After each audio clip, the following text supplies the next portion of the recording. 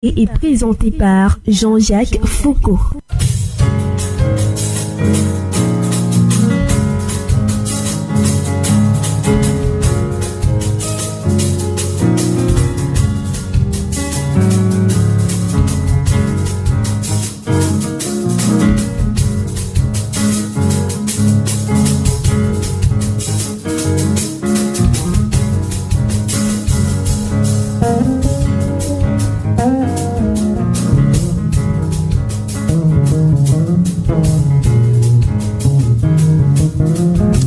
N'oublions jamais ces quelques réalités inhérentes à la vie. Au moment où vous vous plaignez que votre repas n'est pas assez à votre goût, que la viande est trop cuite ou pas assez, il y a trop de cubes, trop de sel ou pas assez, quelque part il y en a qui n'ont tout simplement pas un repas et qui ne savent à quand sera leur prochain.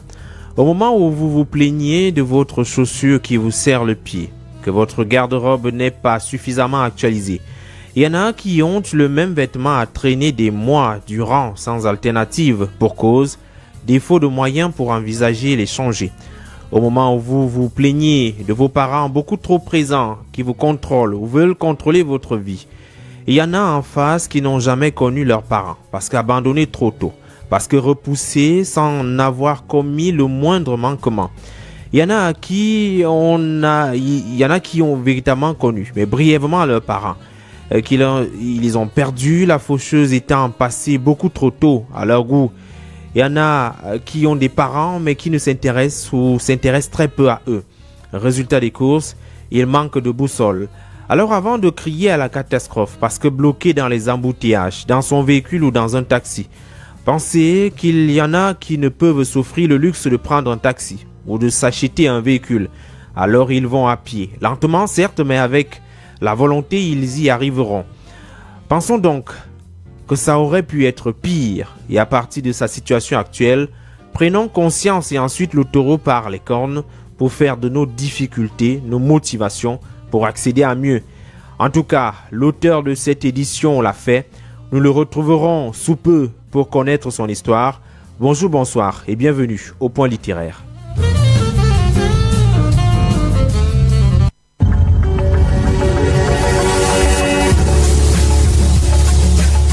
Pourquoi j'écris? Pour que la vie soit plus diverse. Pourquoi j'écris? Parce que c'est ce que je sais faire. Et parce qu'avec l'âge, de toute façon, les possibilités se raréfient. Quand j'écris ce roman, j'écris tous les matins à partir de 7h30, 8h moins le quart, jusqu'à 9h30. On ne m'a pas donné de conseils en particulier pour écrire. Par contre, mon père m'a dit que j'en étais capable. Mais t'écris parce que t'as un truc à dire? Tout le monde écrit, mais tout le monde n'est pas écrivain. Pourquoi le devient-on? Comment le devient-on? D'où vient l'inspiration? Écrivain, écrivaine. Le Point littéraire, Jean-Jacques Foucault. Jean-Jacques Foucault. On connaît les écrivains à travers leurs œuvres, mais connaît-on leur univers? Les romanciers nous entraînent dans leur fiction, mais quelle est leur vie au quotidien? Ces acteurs contemporains nous livrent un témoignage de notre temps. Mais quels sont leurs sentiments? Pour sa 3e saison, le Point littéraire innove. C'est désormais jeudi à 21h sur Royal FM. Le Point littéraire, c'est une émission de littérature. Toute la littérature, ici, tous les genres, sous-genres et types d'écriture se rencontrent. Vous aurez droit à plus de découvertes de livres et d'auteurs. Ici, tous les genres littéraires et textes scientifiques se côtoient.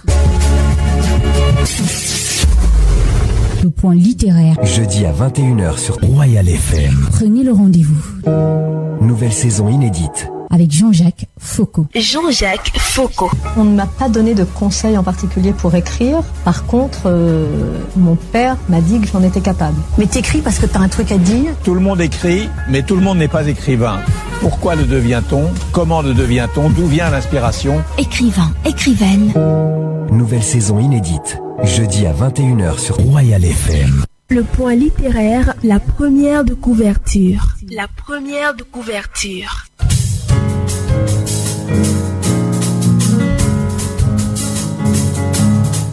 L'auteur de cette édition est un phénomène au sens positif du terme. Il est exactement là où on ne l'aurait jamais attendu. Pour mieux expliquer la situation, on parle d'erreur statistique.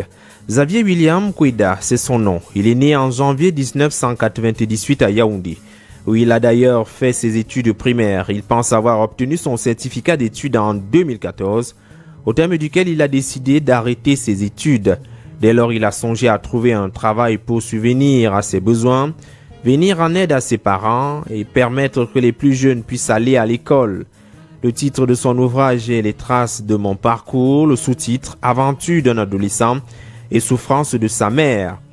Le livre nous raconte la vie de l'auteur, enfant difficile qui a du mal à se soumettre à l'autorité parentale et même de ses aînés. Il a un parcours scolaire tumultueux. Il se détache de la famille, fait la rue avec les travers que cela inclut, vol d'argent, téléphone et même téléviseur, appartenance à un gang, entre autres. La perte de sa mère l'éprouve énormément. Celle-ci toujours le chérit et supporte malgré tout. Orphelin, l'auteur prend conscience de ses erreurs et devient un homme.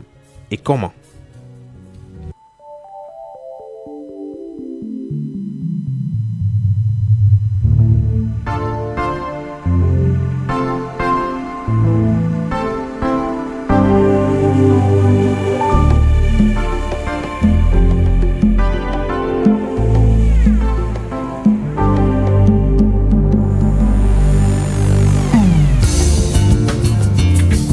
Xavier William Kweda, bonsoir, merci d'être venu nous rendre visite sur le point littéraire.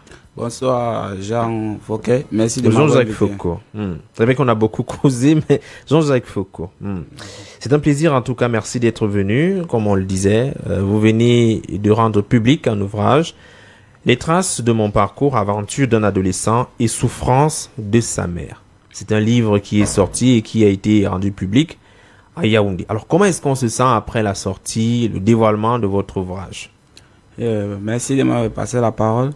Je me sens franchement honoré et je remercie le DG de la maison d'édition Jean-Claude Awono pour tout le soutien qu'il m'a apporté et l'encouragement et les félicitations aussi venant de lui. On est tenté de se poser la question, Xavier William Kweda, que fait-il dans l'activité d'écriture? Il est jeune, il est même très jeune. Pourquoi est-ce que vous ne faites pas comme les autres jeunes, à travers le téléphone, mener des activités créatives? Pourquoi vous écrivez? J'écris juste pour me dégager des émotions de la vie que j'ai pu encaisser durant ma petite enfance. Vous avez décidé d'en parler dans l'ouvrage? Oui, de détailler en général ce que les jeunes pensent des parents et de l'émotion que certains parents ressentent avec leurs enfants. Dans votre livre, en réalité, parle de vous, de votre histoire à vous. Oui, oui. Il s'agit d'un jeune qui a une vie difficile. Tout commence, d'après l'ouvrage, quand vous avez 5 ans. Oh oui, j'étais chez ma tante, la petite sœur, ma mère. J'ai reçu un traumatisme là-bas et j'ai eu à en parler à certains qui m'ont conseillé de voir un psychiatre, mais ça m'a toujours fait peur d'aller. Je ne suis jamais. Vous revenez à la maison familiale parce que vous avez pris l'argent de votre tante. Oui, oui. Et cette dernière m'a franchement corrigé. Je pensais rester là-bas pour éviter de prendre d'autres argent, mais ils ont jugé bon de me renvoyer chez ma mère. Vu que je savais bien la réaction de mon père, j'avais un peu peur, mais pour la mère, je savais que je pouvais toujours compter sur elle. Vous êtes revenu à la maison familiale. Votre père est très en colère contre vous, mais votre mère vous comprend presque dans toutes les situations. Oui, elle essaye de te comprendre et de te parler pour ne plus que tu commettes certaines erreurs, vu qu'elle sait les souffrances que tu as endues et les envies que tu as besoin. C'est une mère qui a représenté presque tout pour vous. Vous l'aimiez énormément, sauf que vous n'avez pas eu le temps de lui dire au moment opportun. C'est ça, alors je l'ai perdu sans pouvoir tant lui dire que maman je t'aime. Mais en écrivant cette œuvre, j'écrivais beaucoup plus pour qu'elle soit fière de moi. De là où elle est en ce moment, et certainement elle veille sur nous, ou sur vous, sur la famille. Alors, il se trouve que vous n'avez pas particulièrement aimé l'école. C'était difficile pour vous d'aller à l'école primaire déjà, suivre les bancs. Et en plus, vous nous faites savoir dans votre ouvrage que les institutrices, les maîtresses, elles aussi, semblaient ne pas véritablement vous encourager a aimé venir chaque jour prendre des cours? Bien sûr, cela vraiment a été choquant. Mon niveau d'études primaires, ce parcours que je n'oublierai jamais. Parce que, vu de la CIL jusqu'au cours préparatoire, j'étais un peu brave. Oui. Mais du CE1 jusqu'au cours -2, j'ai perdu toute émotion d'apprendre, des connaissances, d'étudier en général. J'ai tout perdu. Et pourquoi? Bon, vu la classe du CE1, j'avais une enseignante un peu manquante qui n'avait pas le temps de venir à l'école régulièrement, qui ne donnait pas cours régulièrement. Et au CE2, c'est où tout a basculé. J'ai eu la rencontre d'une enseignante particulièrement gentille, avec ceux qui lui faisaient certains achats. Vu que cette enseignante vendait tantôt des bonbons, tantôt des caramels. Bon, tantôt aussi, elle se dépendait à venir avec des pistaches à l'école que nous nous retrouvons en train de décortiquer et d'apprendre. Donc, cette enseignante aimait plus la vente de ces petits articles et utilisait la main-d'œuvre, enfin, les élèves comme sa main-d'œuvre pour décortiquer les pistaches. Ouais. Quelles sont les réalités quand même des établissements scolaires aujourd'hui? C'est-à-dire que les enseignants ou enseignantes profitent quelquefois de ces jeunes élèves qui sont dans leur salle de classe. Bien sûr, et ça se reproduit toujours parce que j'ai l'impression que certains enseignants ont d'habitude d'apporter certains, je ne sais pas comment expliquer ça, pour demander aux enfants de les acheter. Parce que je prends le cas de mon petit frère qui est à la maison, qui a l'habitude chaque fois de dire la maîtresse demande 200, la maîtresse demande 300, la maîtresse demande 500. On essaie de voir l'argent qu'il prend chaque fois. Généralement, quand les maîtresses amènent du caramel, la première clientèle, ce sont des élèves qui sont là. Oui. Et si vous n'êtes pas parmi les clients, il est fort probable que vous n'obteniez pas ces faveurs. Bon, moi, j'étais toujours le plus favori parce que j'avais disons, un portefeuille assez chargé vu que ma mère était une commerçante et j'avais certains petits forfaits que je commettais aussi à l'extérieur de la maison. Oui, j'étais le meilleur client. Je pouvais acheter plus de marchandises par jour de 1500 à 2000 francs, sans compter les dépenses des pauses et de la rentrée. Vous n'aimiez pas forcément l'école. Pour vous, dans votre livre, vous évoquez une réflexion qui nous intéresse. L'établissement, c'est davantage la qualité des enseignants, s'ils sont disposés à transmettre le savoir. Oui, j'ai fait appel à ça parce que certains parents ont l'habitude d'envoyer des enfants et insistent sur l'entourage, sans avoir à savoir si les enseignants sont d'abord qualifiés. Donc on veut un établissement qui a plutôt belle allure. Bonne influence. Oui, c'est ça. Des bâtiments bien peints et pas forcément des enseignants de qualité. C'est ça alors le problème. Alors dans votre livre, vous nous faites savoir que vous avez arrêté l'école très tôt. Exactement à quel niveau? Bon, pour moi 2, parce que moi je dis pas ça arrêter au cours 2, moi je pense que j'ai arrêté mes études au CE1. Parce que c'est au CE1 que tout a basculé et au cours 1, j'ai eu aussi un enseignant vraiment qui, moi, lui, c'était un deal. Parce que moi, au cours 1, je n'apprenais pas, je ne faisais rien comme effort, mais j'avais des meilleures notes scolaires. Et c'est là j'ai des preuves, parce que certains vont avoir des doutes. J'ai mon bulletin du CE1, du CE2 et du cours 1. Qui prouve qu'au cours 1, j'ai vraiment eu une note que je ne devrais pas avoir et que je ne méritais pas. Oui. Xavier William Koueda nous fait savoir que à l'école primaire, déjà on achète les notes. Oui, certains élèves peuvent corrompre certains enseignants parce que cet enseignant-là me permettait de faire ce que je voulais. Je pouvais venir quand je voulais. Je n'avais pas de manque d'absence. Je n'avais rien, mais lorsque je revenais, je pouvais seulement lui tendre la main avec ce que je pouvais. Bon, j'entrais. Des fois, je me retrouvais il me faisait sa commande pour son déjeuner. Je partais faire l'achat, je venais déposer et des fois aller faire les photocopies pour lui, à mes frères. Pourquoi tantôt il avait une moto, il fallait que je lui mette le carburant dans la moto pour qu'il rentre. J'avais énormément d'argent en cette Oui. Vous étiez élève encore au primaire. Oui, oui. Mais vous pouviez déjà donner de l'argent de carburant à votre enseignant. Oui, oui. J'étais vraiment un élève. Je ne sais pas comment expliquer ce parcours-là. Ce sont des réalités que vous avez vécues. Au CM2, vous avez décidé d'arrêter totalement l'école pour chercher comment subvenir à vos besoins. Oui, au CM2, ça n'a pas été facile parce que lorsque je décide d'arrêter, ma mère s'oppose d'abord dans le début. Et je n'ai pas pu à l'école. À un moment donné, l'enseignante du CM2, c'est une enseignante que vraiment je remercie beaucoup, Madame Ondobojan. Oui, que vous citez d'ailleurs dans l'ouvrage. Oui. Je n'ai pas cité son nom parce que je n'avais pas l'obligation de le faire tant qu'elle m'a donné l'accord. J'ai cité juste le nom Madame Abomo. J'ai cité le nom de Madame Abomo. Oui. Parce que celle-là m'a donné l'accord, c'est la maîtresse du coup préparatoire qui m'a marqué aussi. Mais celle du coup moins 2, c'est la seule enseignante qui a pu convoquer ma mère vu mon mauvais caractère que j'avais à l'école et les dépenses inutiles que je faisais. C'est la seule qui n'a pas cédé à mes avances ni à ce que j'essayais de faire, de lui convaincre. Oui. Vous n'avez pas été seulement difficile à l'école, mais également à la maison. Ça n'a pas du tout été facile. Vous manquiez de respect à tout le monde, à vos grands frères, à vos parents, même si votre mère vous soutenait à tous les coups. Mais vous aviez toujours l'envie de vous imposer, d'avoir toujours raison. La faute à quoi? Bon, là, j'avais d'abord des grands frères qui ne prenaient pas le rôle de grands frères. Parce que 2 aînés dans une maison, mais que le dernier fait ce qu'il veut, ce n'est pas normal. Moi, je suis le 3e d'une famille de 7 enfants. Je ne peux permettre que ceux qui viennent derrière moi montent au-dessus.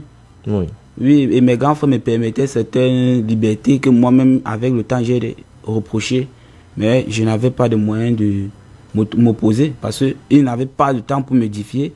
Et moi, j'étais libre de faire ce que je voulais. Mais lorsque mon deuxième frère me posait des questions à savoir pourquoi j'étais comme ça, pourquoi j'étais ceci, je me retrouvais à bagarre avec lui, tantôt même lui lancer des couteaux. Oui, j'étais vraiment turbulent à la maison, je sais pas, manque de confiance parce que quand je ramassais l'argent de quelqu'un, lorsque je m'asseyais et je réfléchissais un peu à ce que je commettais, je me voyais ça comme un manque de confiance et j'étais obligé de le faire. Donc, il vous est arrivé quelquefois de dérober de l'argent aussi bien au niveau du voisinage que chez les personnes que vous connaissiez? Oui, j'ai pu voler chez plusieurs de mes voisins qui m'ont rattrapé. Je regrette vraiment ça parce que à ce moment j'ai perdu une confiance qu'ils avaient en moi aveugle. Beaucoup de mamans avaient beaucoup d'amour pour moi, beaucoup de respect. Et j'étais un modèle parfait pour beaucoup d'enfants en ce temps. Mais après ce vol, j'ai perdu toute liberté et toute émotion. Peut-être j'aimerais que les auditeurs sachent exactement que cette histoire qui est racontée dans le livre de Xavier William Kweda, c'est l'histoire de beaucoup d'adolescents en ce moment qui sont dans les quartiers, que ce soit dans la ville de Yaoundé, à Douala, ou bien même dans d'autres zones, d'autres pays africains. Vous étiez dans une situation où vous aviez envie de captiver les attentions, d'attirer les attentions vers vous, et donc vous avez perpétré un certain nombre d'actes qu'aujourd'hui vous regrettez bien les biens et qui sont bien loin parce que vous avez décidé de changer. Vous nous avez fait savoir que il vous est arrivé de dérober un écran chez un voisin, un écran plasma. Et d'ailleurs, c'est dans le livre un acte qui vous a marqué. Oui, c'est le dernier acte que j'ai posé qui m'a vraiment plu à moi-même parce que après avoir posé cet acte de vol d'écran plasma, nous n'avons même pas pu, mais lorsqu'on m'a pris à l'intérieur, j'étais vraiment paralysé. Parce que la veille de ce jour, moi-même m'avait ramené au marché, comme je l'ai dit si bien dans le livre. J'avais la permission de faire tous les achats dans toutes les boutiques que je voulais, qui me plaisaient. Des vêtements, chaussures. Oui, chaussures et tout autre. Et ensuite, elle m'a remis une petite somme d'argent. Bon, moi, en ce temps, j'ai simplifié parce que je voyais ça comme rien du tout. Je voulais avoir plus que ça. En m'introduisant là-bas, j'avais l'habitude de m'introduire, mais personne n'avait su comment je faisais. Beaucoup s'interrogeaient que comment est-ce possible que un petit garçon, mais qui a des capacités de vol extraordinaires, parce que j'avais des grands frères avec moi qui ne parvenaient même pas à faire ce que je faisais. Parce que lorsque j'entrais chez quelqu'un, tu ne connaissais pas par où j'étais entré, mais tu constatais le dégât après. Vous avez appartenu également à un groupe de gangs. Vous étiez peut-être parmi le plus jeune, mais pourtant vous coordonniez la bande. J'étais le plus jeune, pas peut-être. J'étais le plus jeune du groupe. Nous sommes 5 en ce temps. Certains ont refusé et m'ont dit de ne pas mentionner les noms. Presque toutes ont dit de ne pas mentionner les noms dans mes trucs. Dans le livre. Oui, et 2 d'entre eux, un est mort, l'autre est en prison. Et l'autre, sa mère a eu un peu de moins et je pense que j'avais su seulement qu'il a quitté le pays. Donc nous sommes 2 présentement qui est dans la ville de Yaoundé. Et l'autre travaillait dans une entreprise que je ne peux pas mentionner le nom. Oui, vous avez changé, vous avez grandi, vous êtes jeune, mais on a comme l'impression que vous êtes passé par des étapes incroyables et qu'aujourd'hui, raconter votre histoire, c'est une preuve que vous affirmez qu'il est possible de changer de comportement, il est possible de se transformer véritablement. Bien sûr, il est possible, mais il faut aussi l'accompagnement des parents. Et certains gouvernements, associations qu'on met sur pied puissent faire leur travail, parce qu'il y a certaines associations qu'on met qui ne parviennent même pas à aider les jeunes. Et moi, je suis conscient, j'ai parcouru plusieurs associations et plusieurs entreprises pour demander d'aide. Personne n'a pu, parce qu'on dit manque de moyens, ministère manque de moyens. Mais je remercie le ministère, ils m'ont remis une lettre en me demandant d'adhérer à un programme, ministère de la jeunesse, d'adhérer à un programme. Mais j'ai tenu à m'attendre d'abord parce que je ne peux pas me lancer dans ce projet, je n'en connais presque rien. Mais vous allez prendre le temps peut-être d'étudier avant de voir si la demande sera encore possible. L'un des éléments qui est primordial dans votre changement, c'est que vous perdez votre mère, une personne qui vous a toujours aidé, qui a toujours été là pour vous, qui généralement venait vous retirer quand vous aviez des problèmes, des soucis, lorsque vous avez peut-être vendu un téléphone portable et comme les jeunes disent, il y a eu le retour. Oui. Bon, ma mère était une femme vraiment aimante. Et tolérante vis-à-vis de tous ses enfants, pas seulement exception de moi, de tous ses enfants. Elle aidait, elle était gentille vis-à-vis de tout le voisinage. C'est bien sûr, ici même, vous-même vous avez du temps et que vous menez les enquêtes dans ma localité précisément, quelques voisins vous diraient et vous donner confirmation de ce que j'ai dit. Ma mère était une femme très gentille avec tout le monde, accueillante. Bien. Pour les vols, j'étais toujours là, mais elle avait toujours possibilité de me sortir. Vraiment, son amour était vraiment énorme pour moi. Après sa mort, en 2016, j'ai vraiment été choqué et j'ai souffert énormément.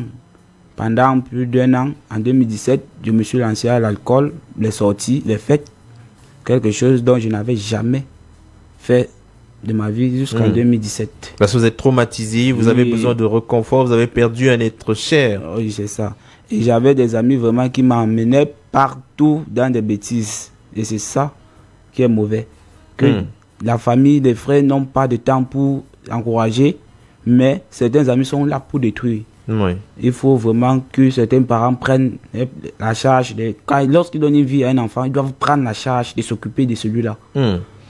Et aujourd'hui, Xavier et William, on se pose la question, quelle est la relation que vous entretenez avec vos amis d'autrefois, avec qui vous avez connu ces frasques, ces difficultés? Bon, la majorité de mes amis avec qui nous avons franchi les difficultés m'ont laissé tomber.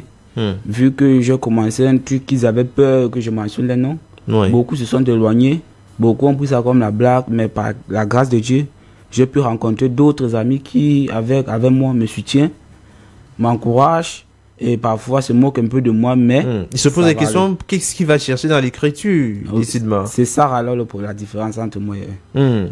Vous avez effectué le dépassement, vous avez effectué la transformation, vous êtes quelqu'un d'autre aujourd'hui, parce que vous avez décidé d'écrire un ouvrage. Je dois avouer que la qualité de l'ouvrage surprend véritablement, c'est-à-dire que la façon de mener, la cohérence dans les idées, la façon de relater les événements et les faits avec la justesse du mot. Alors, comment est-ce qu'on a pu faire pour arriver à un tel résultat? Est-ce que vous avez eu une assistance particulière, des personnes qui vous ont aidé dans la manière d'écrire et de rédiger votre document? Bon, j'ai pas eu beaucoup de gens.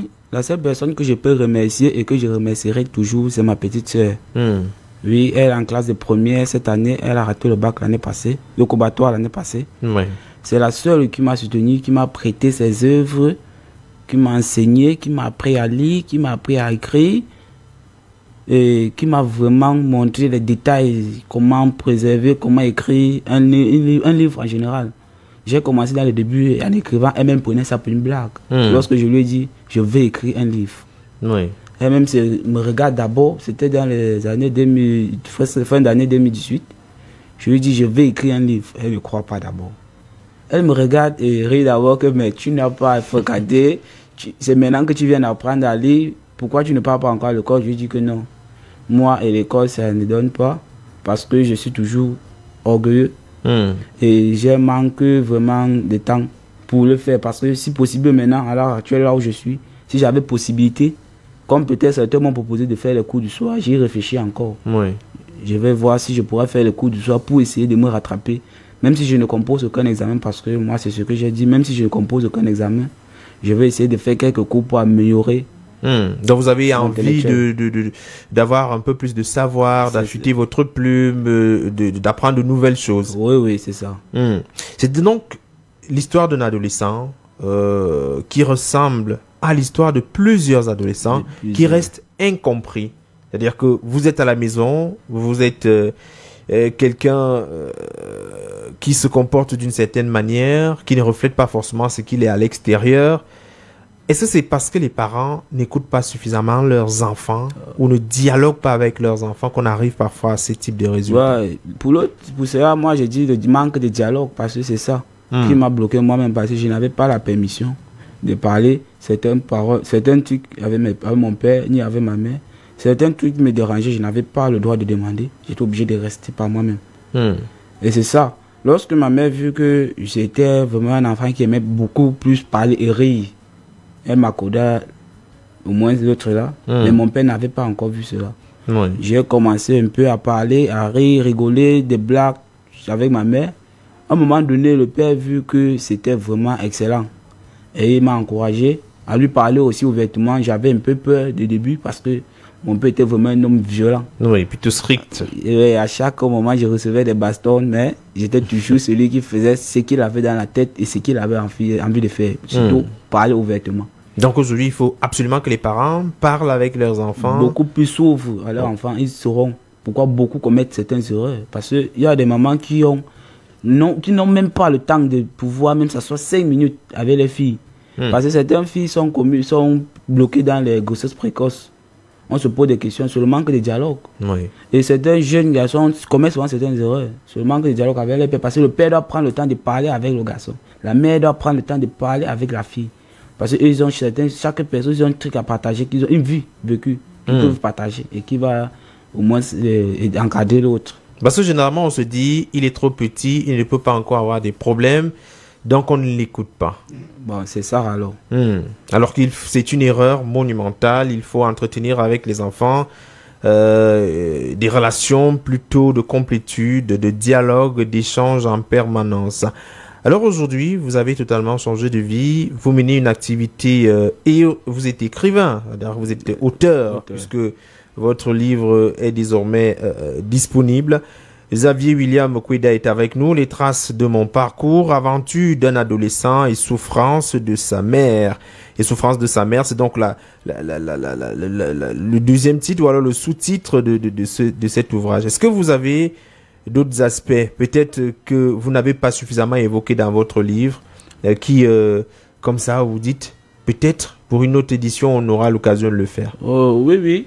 J'ai mentionné ces 3 titres parce que j'attendais voir la suite du projet et avoir des remarques de certains. Comme j'ai commencé à la voir de ma petite soeur qui a pris l'œuvre et qui allait dans son établissement, plusieurs de ses camarades ont lu l'œuvre et ont apprécié.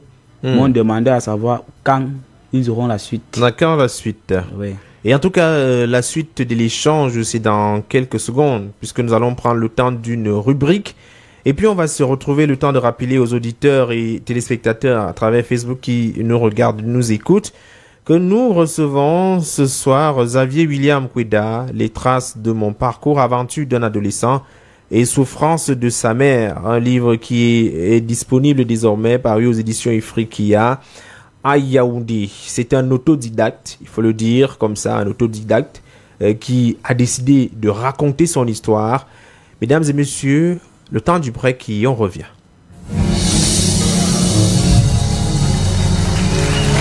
Le point littéraire, les classiques littéraires. Les classiques littéraires.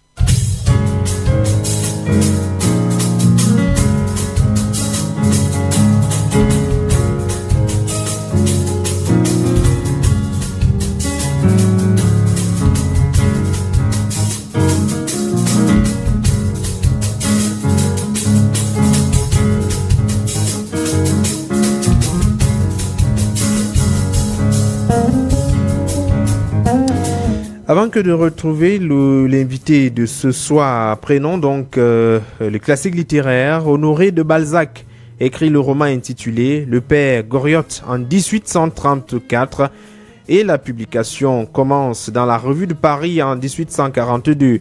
Le livre fait partie des scènes de vie privée de la comédie humaine. Le Père Goriot établit les bases de ce qui deviendra un véritable édifice. Bonsoir Annie Lisette Ambassa.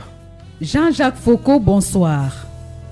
Le roman s'ouvre en 1819 avec la description sordide et répugnante de la maison Vauquer, une pension parisienne située dans la rue Neuve-Sainte-Geneviève, appartenant à la veuve Madame Vauquer.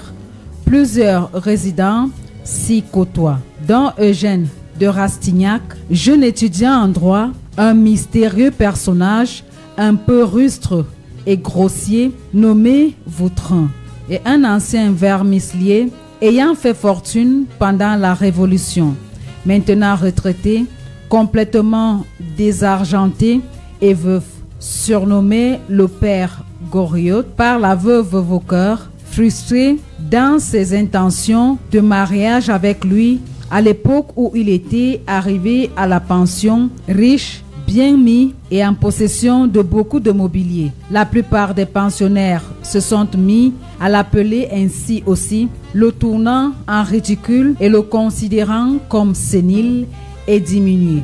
Logent également dans la pension d'autres personnes comme Mademoiselle Michonneau, Victorine Taillefer ou encore Oracle Bianchon. Rastignac, le héros du roman, a un grand rêve, s'intégrer dans la haute société. Mais ayant rencontré des difficultés, il est conseillé et tutoré par sa cousine, Madame la Vicomtesse de Beauséant. Après avoir soutiré de l'argent à sa famille, déjà pauvre, il s'approche de Delphine de Nucingen, une des deux filles du père Goriot, lesquelles s'étaient par ailleurs bien mariées. Vautrin essaye de convaincre Rastignac de plutôt s'approcher d'une jeune dame célibataire appelée Victorine Taillefer, une pensionnaire à la maison Vauquer dont la fortune familiale est bloquée par son frère. De plus, Vautrin suggère de s'en débarrasser en le défiant en duel.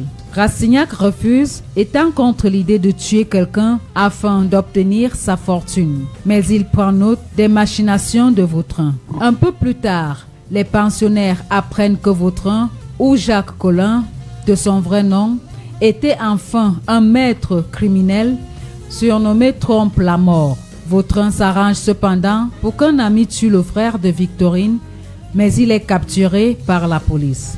Le père Goriot est enthousiasmé par l'intérêt de Rastignac pour sa fille, mais il est furieux de la manière dont elle est traitée par son mari. Il achète même un appartement pour Rastignac et Delphine afin de les rapprocher, espérant qu'ils s'entichent et se mettent en couple. Quand son autre fille, Anastasie de Restaud, l'informe qu'elle se trouve obligée de vendre la bijouterie familiale de son mari pour payer les dettes de son amant, le père Goriot est accablé de chagrin par sa propre impuissance et subit un accident vasculaire cérébral. Delphine ne vient pas voir son père sur son lit de mort et Anastasie arrive trop tard. Avant de mourir, Goriot se met en rage du fait de manque de respect envers lui. Seul Rastignac, un domestique de la maison Vauquer, nommé Christophe, et deux pleureuses payées, assistent aux funérailles. Les filles de Goriot, plutôt qu'être présentes à l'enterrement, envoient leur voiture vide, chacune arborant les blasons respectifs de leur famille. Après la courte cérémonie, Rastignac se retourne face à Paris alors que les lumières du soir commencent à apparaître et dit majestueusement « À nous deux maintenant ». Puis il s'en va dîner chez Delphine. Honoré de Balzac, né Honoré Balzac, voit le jour le 20 mai 1799, mort à Paris le 18 août 1850. C'est un écrivain français, romancier, dramaturge, critique littéraire, critique d'art, essayiste, journaliste et imprimeur.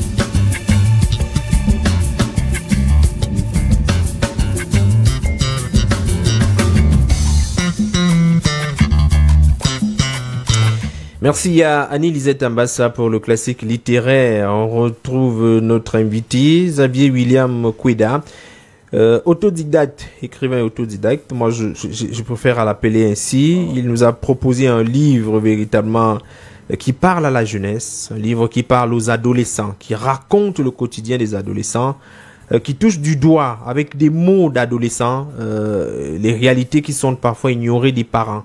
Et ce livre est certainement adressé certes aux adolescents, William, mais également aux parents et surtout aux parents. Ouais, essayer d'entrer dans l'univers des adolescents. Parce que il y a certains parents qui commettent certaines erreurs qu'on appelle l'abandon. Lorsque l'enfant à un certain niveau, le parent se fie beaucoup plus au travail qu'à la vie qu'il a donnée. Ouais. Parce que c'est lui qui donne la vie à l'enfant, il pouvait la lever. Mais beaucoup sont certains enfants qui n'ont pas la chance de vivre. Parce qu'après 2 mois de grossesse, on va avorter. Après 3 mois, on va avorter. Dès qu'on accouche, on prend un jet ou on prend mettre dans les orphelinats ou on prend de pause devant les portes. Oui. Mais certains parents décident de garder mais n'arrivent pas à prendre soin. Oui. C'est ça le véritable problème de notre société à l'heure actuelle. Donc, on se focalise sur les biens matériels, sachant que c'est l'enfant qu'ils doivent laisser, qu'ils doivent les honorer demain. Oui. Moi, je remercie ma mère qui m'a gardé, qu'elle a cru vraiment à moi et que je suis ce que je suis. Vous avez évoqué un autre aspect dans votre livre qu'on n'a pas beaucoup parlé ni touché au début, la question de la sorcellerie. des pratiques occultes. La maladie de votre mère s'est avérée être une maladie qui n'était pas nécessairement sur le plan scientifique trouvable. Bien sûr, bien sûr. Nous avons fait des tours des hôpitaux, des examens de jour en jour sans trouver la cause de la maladie. Oui. Quelque temps après, je ne sais pas comment ils ont fait. On m'appelle, on me dit que ma mère est du côté de la carrière chez un guérisseur. Bon. Moi, j'ai dit que moi, je croyais voir. Comme en ce temps, j'étais un peu perdu par moi-même. Je croyais voir, on me dit qu'on t'attend. J'arrive là-bas, dans ma jeunesse, un peu bizarre, habillement, plier les pages des pantalons. Mon frère me bloque en route, se met à me gronder, me demandant de déplier les pantalons, que c'est pas comme ça qu'on passe chez quelqu'un. Je déplie le pantalon. Après mon arrivée, ce guérisseur, vraiment, je le remercie pour ce qu'il a fait, mais il y a un mais parce que j'explique aussi dans le livre qu'il vous l'a demandé à coucher avec vous. Voilà, c'est ça. Il m'a proposé qu'il sait que j'aime ma mère et que je peux faire tout pour qu'elle soit sauvée. Bon, j'ai dit j'aime ma mère, oui, mais ma mère ne permettrait jamais que cela arrive. Je ne pouvais pas lui me rabaisser sur ce point et dire que si ce n'est que ça, mieux ma mère saura que je fais ce que j'ai pu. En écrivant même ce livre, j'essaye de me racheter. Je sais que la décision que j'ai prise de refuser m'a aidé parce que ce guérisseur a fait lui soigner. Après, il me dit, je peux. Tu as vu. Mais il avait une manière de s'attacher à moi que même mon père disait déjà que mais c'est ton père. Parce qu'il me faisait un peu certains cadeaux dès le début. Et moi, j'étais aussi quelqu'un de très renfermé. Tu me fais des cadeaux, je m'en fous. Je ne vois pas de nécessité à ça. C'est ce qui me fait, qui avait ma force parce que je n'étais pas trop attaché à ces choses. Donc c'était un guérisseur assez problématique parce que il voulait aider votre mère, mais également vous demandait des choses contre nature. C'est ça alors, c'est ça le véritable problème de notre société parce que moi j'ai déjà reçu des injures venant de certains de mes amis. D'autres me disent quand ils me disent que tu as les biceps comme un acteur de film porno. D'autres m'ont donné certains injures que je ne souhaite pas prononcer ici. Je ne sais pas pourquoi c'était pour me rabaisser, je ne sais pas, mais moi j'ai toujours une seule idée à la tête, me focaliser sur mes objectifs. Il y a aussi cet aspect que vous relevez, qui ne paraît pas être anodin. Lorsque votre mère trouve du moins un minimum de guérison et retrouve la maison, elle va chez sa petite sœur. Oui, j'avais complètement oublié cette partie-là. Parce que après sa guérison, elle revient à la maison. Une de ses petites sœurs me demande, avant ça, m'avait appelé parce que nous étions du côté de Bamenda. Pour lui soigner, presque au Nigeria, à la frontière. Parce que c'est dans l'hôpital là qu'on a pu lui soigner là-bas. Elle appelle, elle me demande de revenir à la maison. Que je ne sais, elle ne voyait pas le nécessaire parce que j'étais avec mon père. Mon père pouvait prendre soin de ma mère. Mais je dis, mon père n'est pas là. Il est toujours occupé à autre chose. Et c'est pas facile qu'un homme reste assis sur un endroit, sachant qu'il est un peu plus âgé. Il aura un peu mal au pied, il faut qu'il se divertisse un peu. Tout à fait. J'ai dit non, je ne peux pas laisser mon père seul du côté là. D'un point que je ne voulais même pas d'abord le faire. J'ai refusé. Bon. Après ça, ma mère a accepté que je reste. Elle a vu que rien ne pouvait me faire changer. Je ne pouvais pas rentrer. Elle a accepté que je reste. Après avoir guéri, quelques temps après notre retour à la maison, je sais, beaucoup ont condamné la maison. Parce que ce n'est pas un truc à cacher. Je sais que certains membres de ma famille, même mon père, a accepté que je puisse parler parce que lui-même il a vu que c'était vrai. Certains n'auront pas accepté que je parle. Certains ont condamné la maison en disant que notre maison était la source du problème. Moi-même, à un moment donné, j'ai accepté. Et j'étais parmi certains qui acceptaient de vendre la maison pour quitter. Mais je me suis dit après, pourquoi fuir le mal lorsque le mal est déjà là? Pourquoi ne pas assumer, essayer de voir comment on peut changer les choses? Bon, c'est là où je me suis fixé.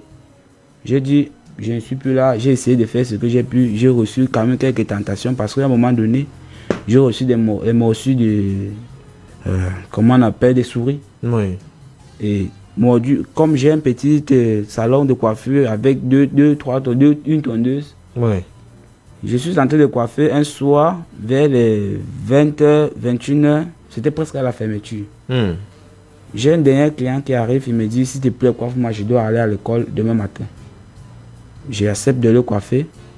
Quelques temps après, une souris sort d'un trou de la route. Je ne sais pas comment ou par où elle est sortie. Je vois, elle traverse, elle entre dans le salon. Je tire un truc pour essayer de taper la souris s'échappe. Mais on essaie de cafouiller pour retirer cette souris, on ne trouve pas. Portée disparue. Oui, on abandonne. Le client s'assoit, je le coiffe. Juste après la fin, la souris revient et le mord sur l'orteil et s'en va. Bon, j'ai vu ça, j'ai pris ça comme une blague. J'ai d'abord abandonné. La tête, je suis sorti, j'ai guetté partout, je ne vois pas de trou, je ne vois pas la souris passer en route parce qu'il y avait la lumière brillait. Oui. Le lendemain, je me suis dit, qu'est-ce qui se passe? Je ne comprenais rien. Et moi-même, je recevais beaucoup plus de malaise dans la nuit, tout le temps, les troubles, je me plaignais. Certains prenaient ça à la légère. Parce que je recevais les tentations jusqu'à un moment donné, si mes amis sont conscients et qu'on essaie de les demander, ils vous diront. Je marchais en route, je disais que dans 2 semaines, c'est qu'elle suit, je vais mourir. Certains me blaguent, mais le type, c'est faux, quoi. Je ne sais pas ce qui m'arrivait moi-même pour que je prenais ces paroles. Mais je marchais, je parlais certains trucs que moi-même, je ne savais pas. Étant assis sur une moto, je vois un camion face à moi, je dis que le camion va nous cogner. Mais le Benskine est obligé de s'arrêter. Se tourner, me regarder, demander si j'étais encore normal. Heureusement, vous êtes passé par ces étapes. Vous avez surmonté ces étapes. Toutes ces étapes. Vous êtes aujourd'hui auteur de ce livre. Est-ce que tout le monde, parce que vous nous avez fait savoir en off que tout le monde n'était pas d'accord? Bien sûr, bien sûr. Les gens se posaient des questions. Pourquoi est-ce qu'il écrit? Est-ce que cette activité va le mener quelque part? Bon, mes oncles et mes tantes se sont beaucoup posé la question, même mes frères. À un moment donné, vu que j'abandonnais déjà le métier de coiffeur pour me lancer beaucoup plus à la littérature parce que c'est une passion et c'est un art que j'apprécie beaucoup. Ça permet de me dégager et de passer des messages que certaines oreilles peuvent entendre comme certains yeux peuvent aussi lire.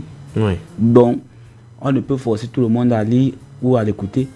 C'est ça le problème. Mais je me focalise sur mon objectif, passer mes messages, sensibiliser les jeunes, de prendre part au travail et de rester fort sur les étapes de la vie parce que tu peux franchir une étape, tu te dis que tu as fini, demain tu trouves une autre devant.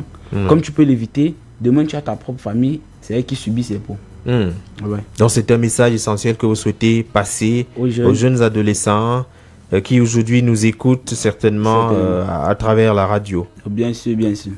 Faites des efforts, travaillez, persévérer et fixez-vous des objectifs jusqu'à vous arriver au bout de vos objectifs. On peut partir de nulle part pour devenir quelqu'un. Bien sûr. Pour se transformer, devenir un acteur pertinent de la société comme vous l'êtes aujourd'hui. Bien sûr. Parce que beaucoup plus de jeunes ont l'habitude de dire le ministère n'aide pas. Bon, moi, je ne peux pas condamner le ministère. Bien vrai que nous savons que nous sommes au Cameroun, qu'il y a certaines difficultés que nous affrontons face au ministère, mais nous ne devons pas tout mettre dans les bras du ministère, nous devons d'abord faire nos propres efforts. Bien vrai qu'il y a aussi certains trucs que le gouvernement sort toujours, les mairies, les contrôleurs de prix qui ne foutent presque rien, qui passent le temps à prendre l'argent mais qui ne foutent rien. Il y a aussi cet aspect-là que je ne sais pas si avec le temps je pourrais écrire un livre sur ça, parce que j'ai reçu, lorsque j'apprenais le travail, la coiffure chez mon frère ou au garage que j'apprenais la mécanique, j'ai reçu des gars d'Amérique qui, avec chaque personne avait son attitude à part, qui venaient rien que pour prendre l'argent et s'en allait. Il partait. Oui, c'était juste ça. Quand il venait, il n'avait pas besoin de dire que je vais te céder. Quand il veut te céder, c'est juste qu'il a vu que tu avais déjà le papier, mais tu n'as pas la totalité. C'est où il a mal. C'est sans gêner. Alors, vous avez d'autres ouvrages qui sont en préparation. Bien sûr. C'est juste la première étape. La première étape, bien sûr, bien sûr. Vous allez pas, enfin, vous pensez continuer bien sûr. Avec d'autres livres. J'ai un projet qui sortira d'ici tôt, mais je ne peux donner la date parce que il faut que le directeur général de la maison Ifikia, Jean-Claude Awono, comme je l'appelle si bien mon père, puisse me donner l'accord et me donner le temps et le nécessaire pour le faire parce que j'attends son accord. Le titre du prochain que je promets de mettre sur pied, c'est les microbes de notre société. Une fois, récemment, j'ai suivi une émission à Equinox. Equinox se plaignait à appeler les jeunes les microbes de notre société. C'est d'où me venait le titre écrit. Un livre sur la question. Et les microbes de la société en général, comme on les appelle, la délinquance juvénile. C'est sur ça que je me suis basé. Vous allez vous agresser à nouveau aux jeunes, aux adolescents. Et aux parents. Et aux parents. Donc c'est un livre qui est votre livre, Les traces de mon parcours, aventure d'un adolescent et souffrance de sa mère. C'est un livre aujourd'hui qui est disponible, qu'on peut retrouver dans toutes les librairies de la ville de Yaoundé et même au-delà. Mais si on veut contacter l'auteur, parce que j'imagine bien que votre aventure peut inspirer d'autres jeunes, on peut effectivement vous appeler dans des établissements scolaires pour discuter de ce que vous avez vécu, ce qui vous a amené à écrire. Est-ce qu'il est possible d'avoir un contact de vous pour pouvoir permettre aux auditeurs éventuellement de venir à votre rencontre?